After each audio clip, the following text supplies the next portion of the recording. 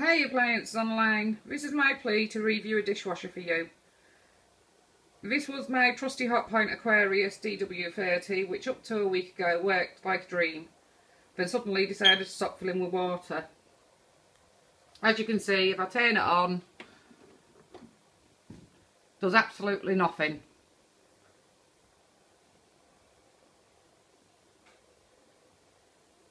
Now if I turn it off,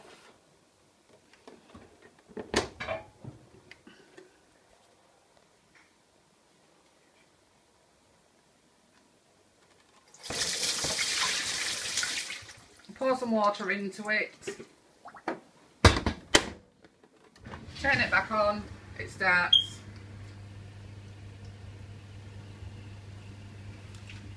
There are so many dishwashers on the market now, I just don't know what to go for, and I don't have the funds to get an all singing and all dancing one. I would be so grateful if you chose me to review one, as I work 12-hour shifts and totally relied on my Hotpoint. Thanks for taking the time to view this. Gloria.